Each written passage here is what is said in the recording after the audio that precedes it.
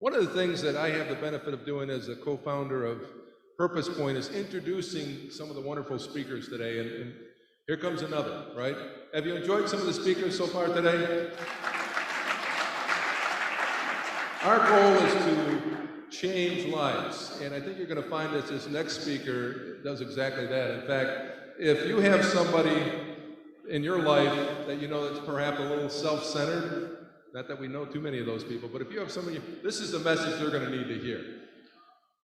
Shelly Rood is somebody that two words come to mind: mission, ambition. Mission, ambition. Talk about ambition, talk about enthusiasm. The other thing that you're going to hear her talk about, and you'll see it on her shirt, is others over self. And again, talking about living a selfless life. Shelly's done that. She's served in the military for many years, and now her mission is to use that ambition and introduce to others. And so, I don't get to embarrass myself very often, but I'm going to do it now because I've been instructed that in order to introduce Shelly, I have to use my radio, my TV, and my game introduction voice. So without further ado, I'd like to introduce Shelly Rood.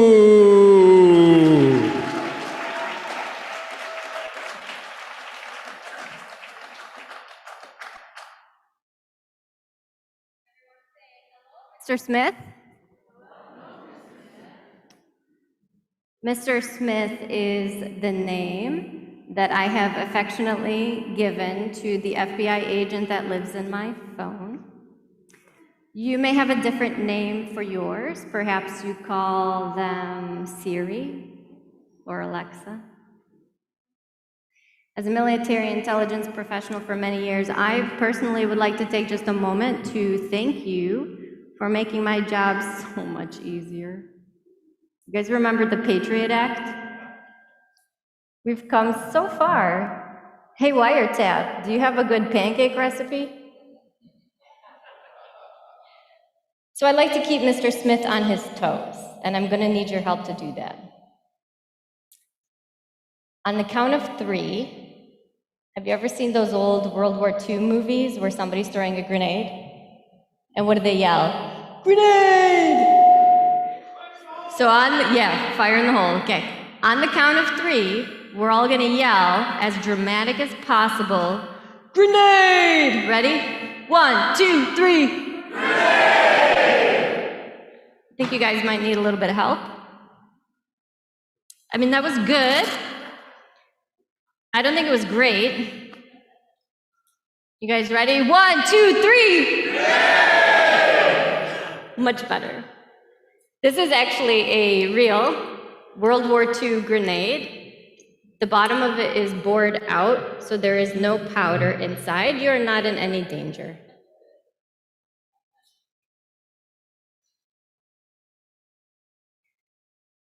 We're gonna come back to this little devil in a little bit because I have a story I would love to tell you, and it's called Remedial Grenade Training. Here we go.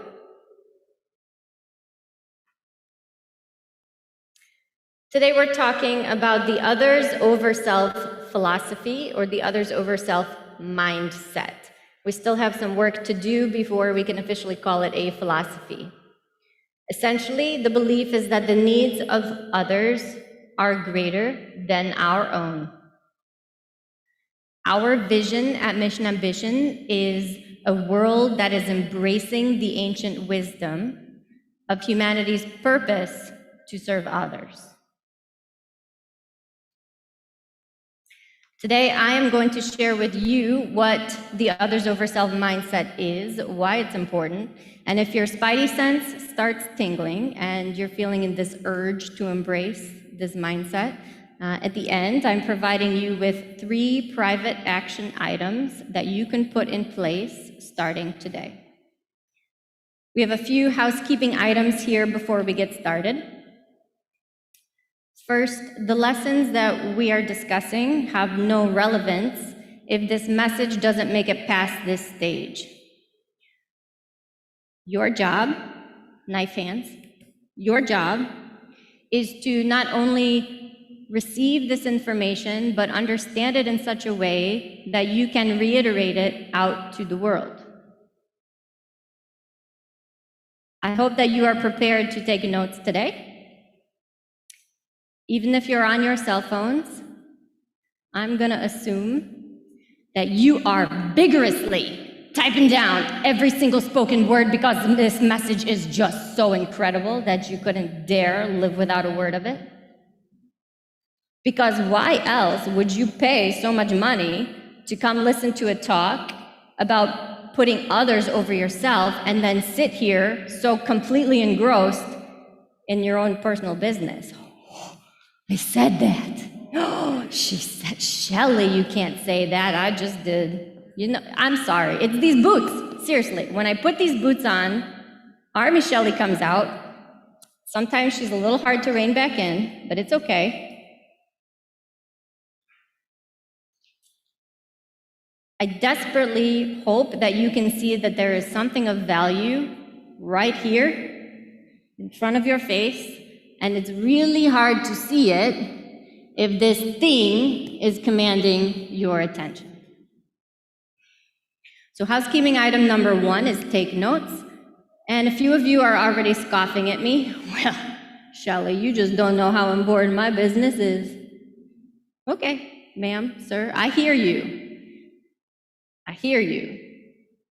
And we are going to get along just fine, because I promise that for me to be pulled away from my business, it's better be important. In the military, we have things called PIR, Priority Intelligence Requirements, PIR. And you don't interrupt the commander unless you have something to tell them related to a PIR. Commanders can choose their own PIRs and develop them out. It's what's important to them.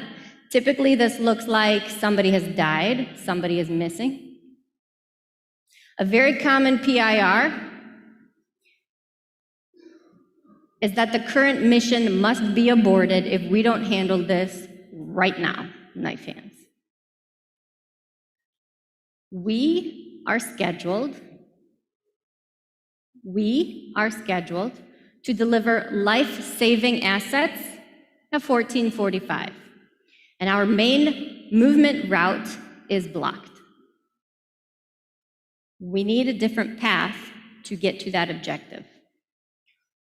So hey, good news, you're the commander. You're the commander of your own vessel. How's that vessel doing, by the way?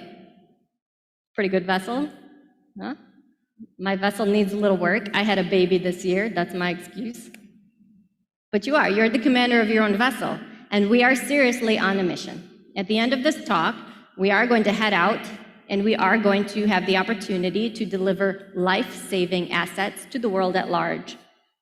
And respectfully, we have a situation that needs to be addressed now.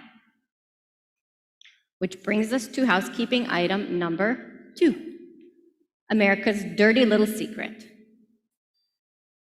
As we dig deeper into our understanding of individual purpose, life experience plays a very big part. Many of us have shared life experiences related to trauma, whether it be domestic abuse, a situation that's occurred on the job, or living with or being affected by substance use. There's all kinds of trauma. If at any point in today's talk you're feeling uncomfortable, I'm encouraging you to please step out into the hallway, take a break, take a breather, and then come back in. And if you need somebody to talk to, I highly encourage you to go down to the Mission Ambition booth where my team is waiting, and we would love to hear about your purpose and what is going on in your mind today. America's dirty little secret is that we have a problem. Domestic violence affects 1 in 4 women and 1 in 7 men. That's 39% of the population. Another 8% of us are affected by PTSD or post-traumatic stress disorder. And then another 10% of us are dealing with substance use. Collectively, those numbers are really high of those people dealing with those things? No. You see, I have a history in my life of being affected by many of those things. So we're not going to talk today about those people and those things.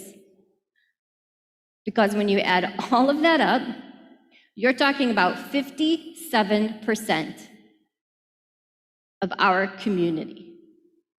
57%. That is more than 50, right? 50% is you and me. 50%.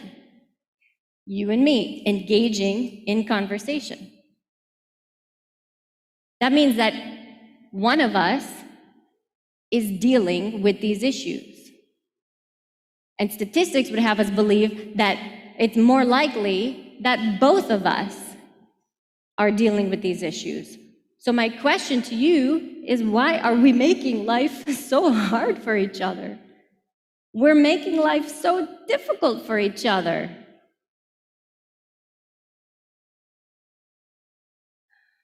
You know, and those numbers really are just about the victims for the most part. Those aren't even numbers that have to do with what we call the qualifier or the person who's doing the offending behavior. This is not an us-them situation. This is a we situation. Okay, is anybody here familiar with the famous honey badger videos on YouTube? Okay, not G-rated, disclaimer, but after you're gone, you're gonna listen to it. It looks like a nature documentary, and there's a honey badger. And the whole purpose of the documentary is to show that ain't nothing gonna keep honey badger down. Okay, honey badgers are some of the most resilient animals on the face of the earth, if not the most. And the narration voice is honey, is hilarious because the honey badger gets bit by a snake and then gets up and just goes on his way. Honey badger don't care. Honey badger gets stung by a scorpion, gets up, goes about his day. Honey badger don't care. Honey badger gets bitten by a toxic spider, is literally dead for an hour, and then gets up and goes on his way. Why? Honey badger don't care. The buzzword of the times is inclusivity. You know what's inclusive? Trauma. Just like honey badger don't care about all of these things in life trying to get him down, life trauma does not care about your gender, about your race, about your background, about your ethnicity. Life trauma does not discriminate against the rich and the poor, whether it's first, second, or third order effects. Life trauma, big star on your notes, life trauma influences the mindset of us all. I propose that we take control of this situation, which really brings us to the meat and potatoes of today's conversation. Who wants to see a picture of a baby? Ah. So it's nice to meet you. My name is Shelly Rood. I am the co-founder of Mission Ambition. We serve people by training and engaging each other in professional development. All of our content is crafted and taught by public servants, first responders, military veterans. Like myself, I served 16 years in the Army Reserves with a bit of active duty time in there. My area of expertise is military intelligence, which means that I've done a lot of really cool things that I can't tell you about, otherwise that grenade would be real. And it also means that all action movies have been forever ruined for me. Still watch them though, they're still fun. I was discharged in 2018, attempting to branch transfer from the intelligence world into chaplaincy. My heart lies with the spiritual well-being of people. I always say that now I know too much. And what the world needs is another chaplain. There's a shortage across the country, if you didn't know, and it's not uncommon for a service member to be overseas with only one chaplain in that theater or the country that they're in. So here's a picture of our family. The other co-founder of Mission Ambition is my husband, Christian. He is not military or first responder. He is what we call tactical. He geeks out about uniform stuff, and he really allows me to share the fact that he could not join because of a childhood illness, and so he lives vicariously through me. And range time and video games. True story, I did catch him one time wearing my ACH or my helmet, sitting down playing video games. People are weird, man. So this detail about Christian never having served is important, and we're going to come back to this. You are looking at more photos of our kids than are available on social media right now. My older son, Jackson, is 11. He's amazing. Our younger son, Oliver, is also amazing. Oliver was born with Stickler syndrome. It does run in the family, which means that we have lived at the hospital for the first year of his life. He's had facial reconstructive surgery. He's also had a full cleft palate rebuilt. That beautiful, beautiful little baby that you would never, ever know, right? I would like to ask you at this point in time for a round of applause because I need my spirits lifted. Can we get a round of applause for baby Oliver? Thank you. All right, so I'm giving you a few details about who we are because I feel like you should know the character of the people that you're hanging around with. Didn't your parents tell you that? Okay, digging into the why and why we should be embracing this mindset that the needs of others are greater over our own. Note takers, go ahead and scribe these 3 bullets. Read them aloud with me. Lesson number 1, people are complex. Lesson number 2, people are important. Lesson number 3, people are worth saving. Excellent. So we're going to unpack lesson number 1, which is people are what?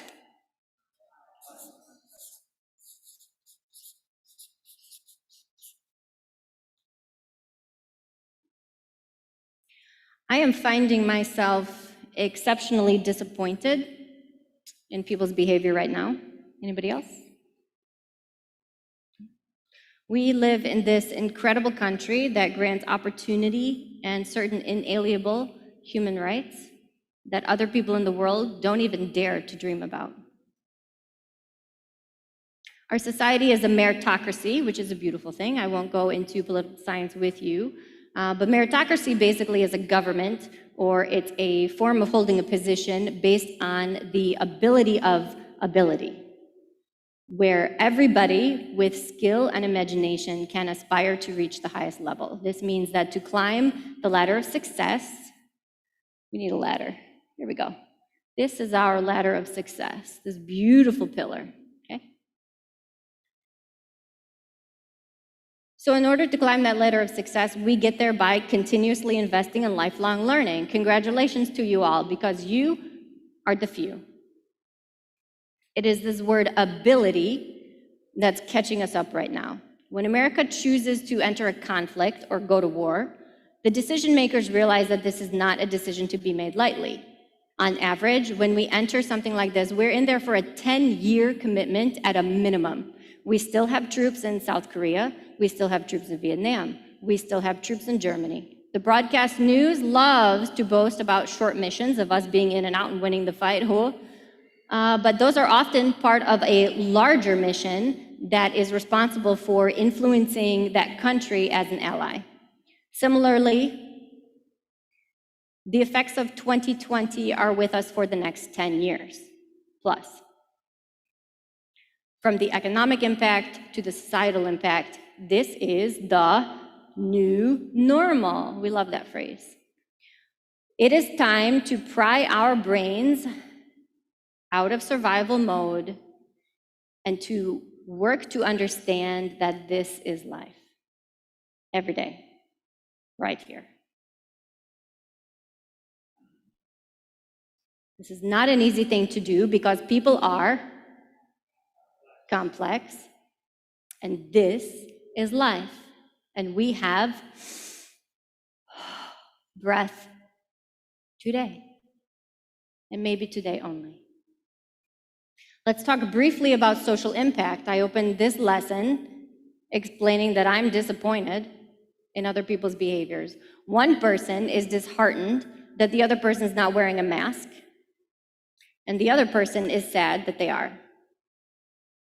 One person is sad because nobody's going to come to their party, and the other person is sad because they're even throwing a party.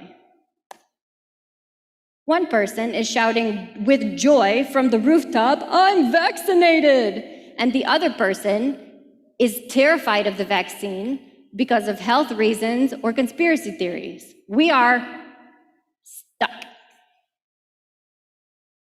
Socially, when it comes to how to function as a society, we're stuck. Forget climbing that ladder. We are 100 miles away in our Humvee, and our tires are spinning in the mud. And no matter how hard we are pressing down on that pedal, nothing is moving. We are not getting any closer to that ladder. We've put chains on, we put kitty litter in the dirt. We don't know what else to do. We are running around in survival mode with blinders on. And there is good news in all of this. The stigma attached to mental health is finally starting to shed away. For the first time in our country, it is okay to be not okay. Please repeat that with me. It is okay to be not okay.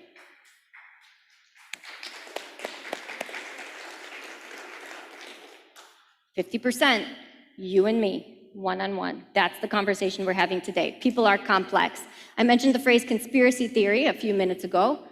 I'm not going to stand here and open a can of worms. Super weird phrase, can of worms. Have you ever actually opened a can of worms?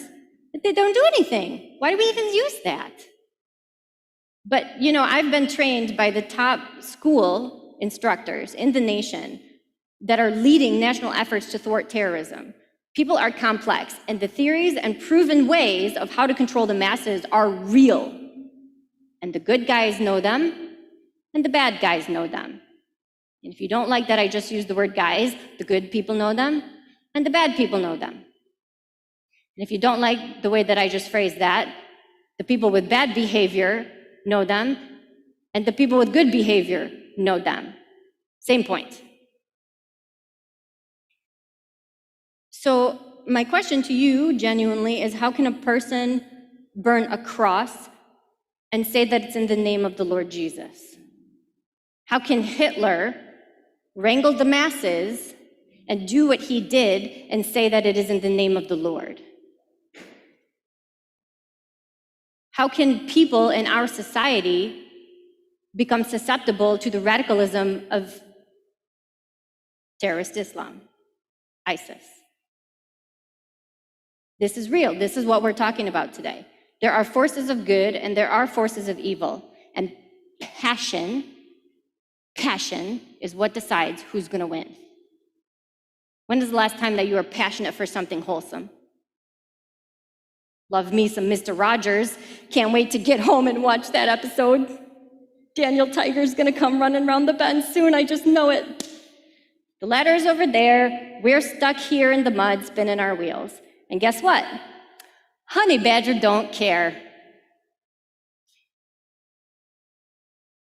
We're going to unpack lesson number 2. Does anybody remember what lesson number 2 was? It starts with an I.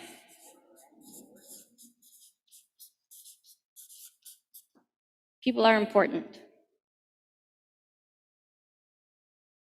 The military culture has 2 unique ways of interacting with each other. The first is what we call the butt sniff test. Gross, Shelly, gross. We wear uniforms, and the uniforms have patches all over them. So typically, a patch will indicate your rank, the current unit you're in, whether or not you've served in combat. And in the case of a dress uniform, this butt sniff test is taken to the next level because you're basically wearing awards and ribbons that are a walking resume of what you've done in your military career.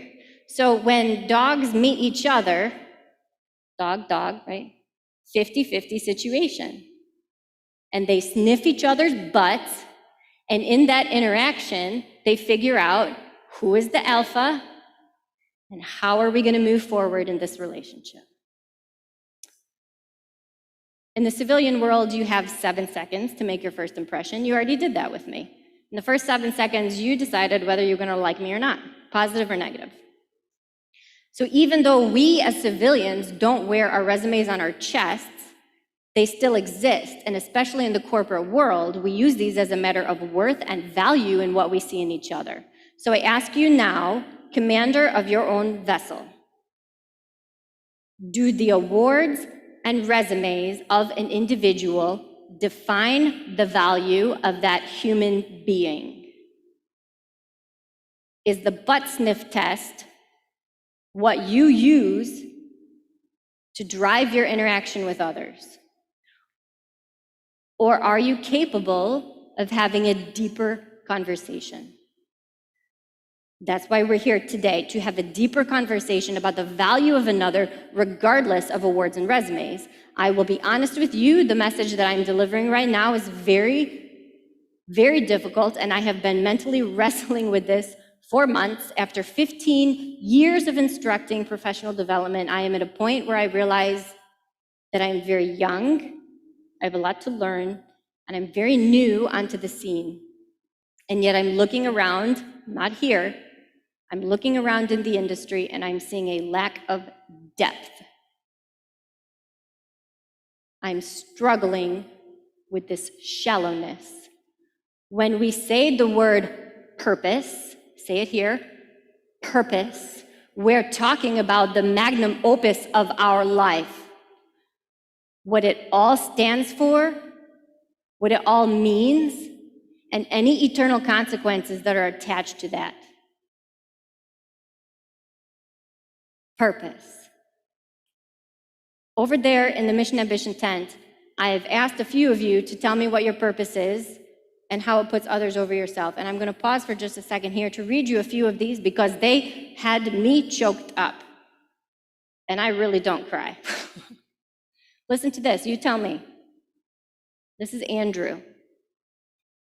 My purpose is to help those who are unable to complete their tasks alone, whether it be those who have grown too old to keep their yard up, or to help understand things the way that they have never understood them before. This is how I serve those who have helped me grow into the person I am today. Yeah, oh my gosh. Andrew came up with that today.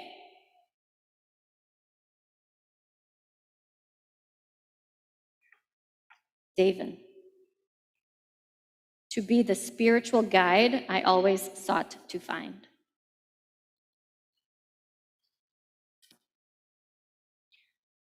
People are important. Second part of this lesson involves storytelling. My husband's grandfather is still alive, 95. He's a World War II veteran, but you would never know it because he worked for Ford for most of his life. He didn't talk about it. His family knew that he served, but he really didn't go into a lot of detail. I actually took him with my husband to see Ford versus Ferrari. Yeah? What? Detroit? What? Ford versus Ferrari? Okay. Because Grandpa Byler was actually there on that racetrack. I won't spoil the movie for you, but there is a tragedy at the end. He was there. When I was dating my husband, I met Grandpa Byler for the first time, and I was serving active in the military, and within 5 minutes, he had a photo album out, and I shared with him, and I learned a lot about his service time. And when I got in the car, my husband said, Shelly, I've never seen that photo album. You see, in the veteran community, our shared experiences are unique, and when we're around other military people, we feel really safe to share. That's often what you see when you have one certain population of a community, of a culture, right? It's these totally unique life experiences that make us human. And so now, 5 months into 2021, my perception is that we as a community are still stuck on the traumas that have occurred to us over the last 12, 15 months, and rightfully so. I will submit to you that we as a civilian society are experiencing the same feeling that our military and first responders have been feeling related to trauma. And so perhaps now is the perfect time for us to start to have this conversation and learn about this. Because it's just you and me, 50-50. One of us is dealing with these things. So what happens when you get a group of military people together? Aside from the drinking, which we know is an issue, the stories start coming out, right? We're gonna pause because I promised a story about this guy right here, this little devil. This is not what we use today. This is a World War II grenade. Today, the grenades actually look like baseballs. And same thing, right? Pull the pin, do the pose. If you've never learned how to throw a grenade, you literally point your hand to where you want it to go, and then you throw it like a baseball.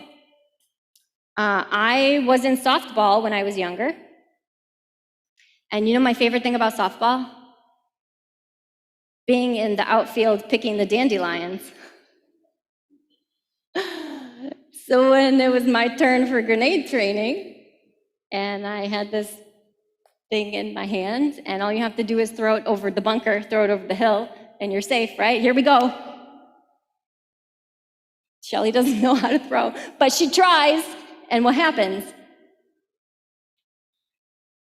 You have never failed.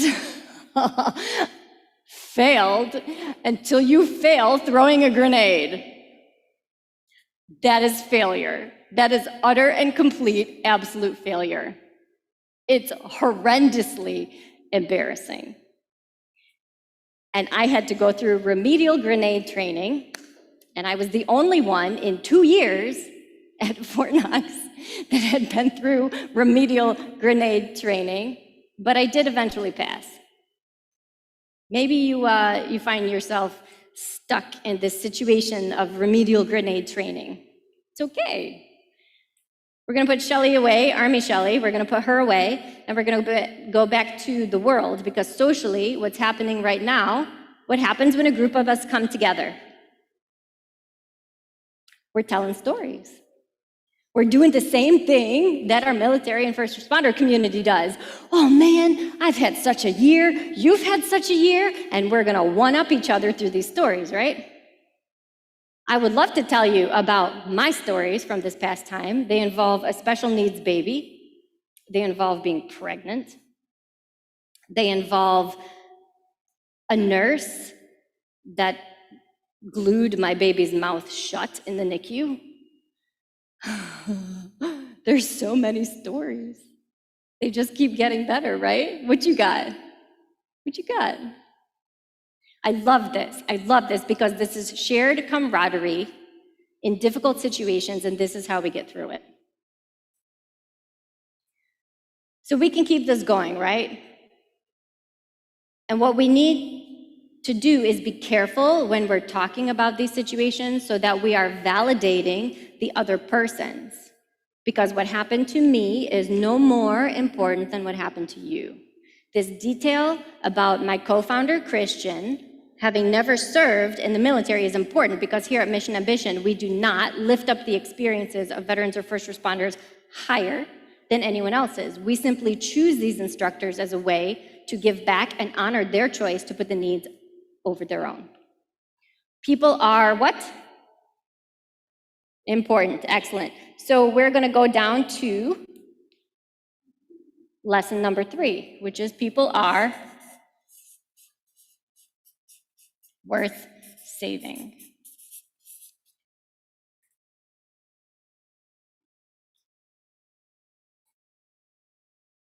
This is so important. We're going to say this again, and we're going to say it like pregnant Shelly with a piece of chocolate cake in her mouth. People are worth saving. That's the reverence that we need to be bringing to this talk about purpose. These past 2 weeks have been personally very, very hard for me. I had family members that have stolen from me, lied to me, deceived me, went to a funeral yesterday. I know what you're thinking, Shelly, you need new family. No, that's not the answer, is it? love them. I love them through every single one of these situations. What word did I just use? Them. I love us. I love us as a family with all of our lies and all of our deceit, because I see that they are struggling. Change it, because I see that we are struggling, and I want to help them get through this.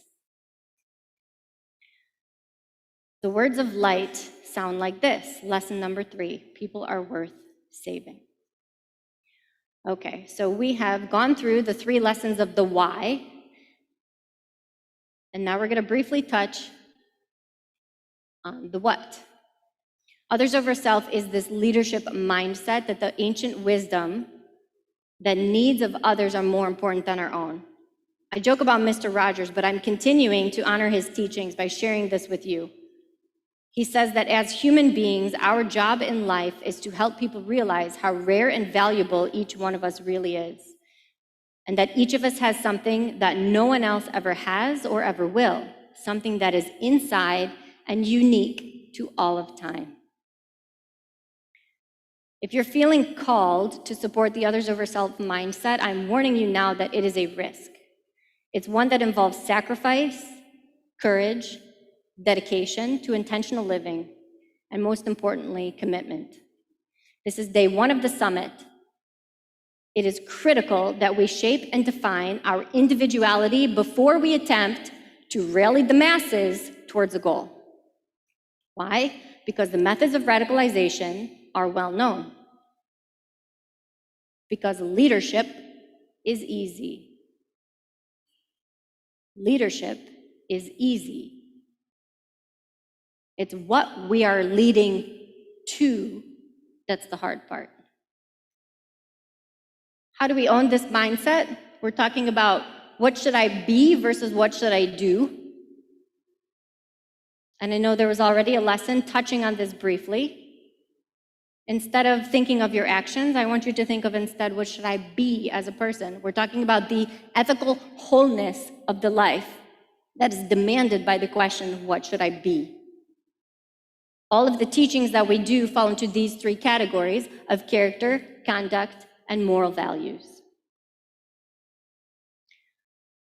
Okay, the good news is that all of these skills are learnable. Yes. Teach me how to engage in risky behavior, Shelly. This sounds awesome. Every single person can obtain the others over self mindset. It is an open invitation, but you have to say yes. Okay, we're sliding into home base here. We're putting on the pajama pants. Nice. Some of you took them off for the first time this morning. And you guys remember we're on a mission, right? We're almost there. You remember those life-saving assets that need to be delivered? Well, here we are. We're done. We're done spinning our tires. We are out of the mud, and it's time to get to that ladder. Action item number 1. Lesson number 1. These are your common statements to obliterate. Doesn't matter how casual the situation. I never want to hear the words, people are stupid. That is a direct attack on our existence. That's a direct attack on yourself. I hate people. Do you ever get so frustrated? Oh man, you didn't put the lid back on the milk. Ugh, I hate people. Stop it. Like the Bob Newhart skit, just stop it. Lesson number 2, people are unique. We're going to change the conversation. I would love to help work with your organization on how to change this conversation. We are going to get rid of these terms. Instead of saying always or never, we're going to say could, may, might. Instead of heavy or difficult, we're going to replace it with the word important. Fun fact for you on this, I used the word heavy and difficult 1 time in this presentation.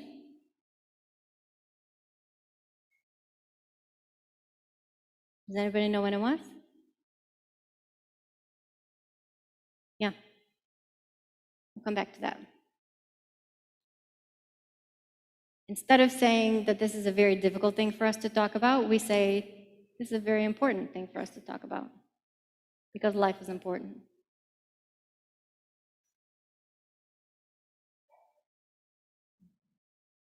And the third part of it, people are worth saving.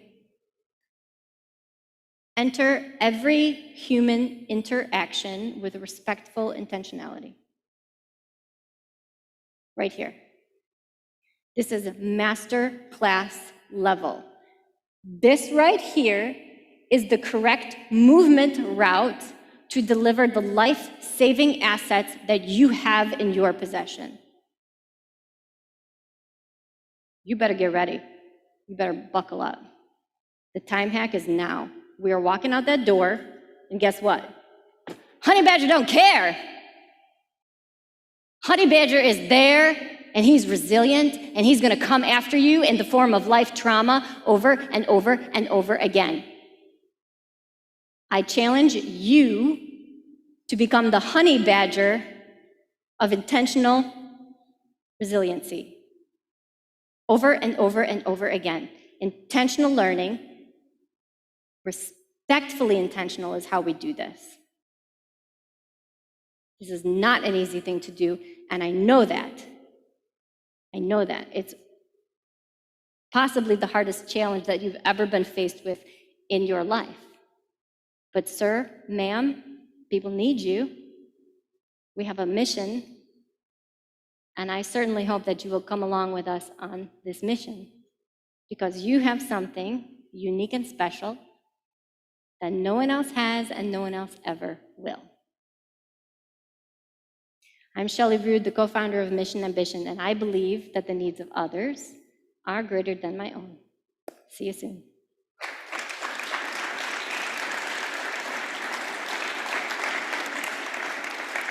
All right, thank you, Shelly. Shelly does have a little homework assignment, right, for the breakout people that attended here, this breakout. If you could, at one of the breaks or sometime before the summit is over the next couple days, at the tent, at the Mission Ambition tent, you're going to see these cards that are there, these index cards. And what she's asking for homework is at some point, today, tomorrow, before we're done here, going over there and write what your purpose is. She'd like you to do that. So go to the Mission Ambition, Mission. I'm always going to get that backwards, back and forth. Go to their tent. They're going to have these cards. They would like you to write down your purpose, which means that you might want to start thinking about what your purpose is. We are going to take a break. We're going to come back for our last two general sessions this afternoon. I guarantee you're not going to want to miss those.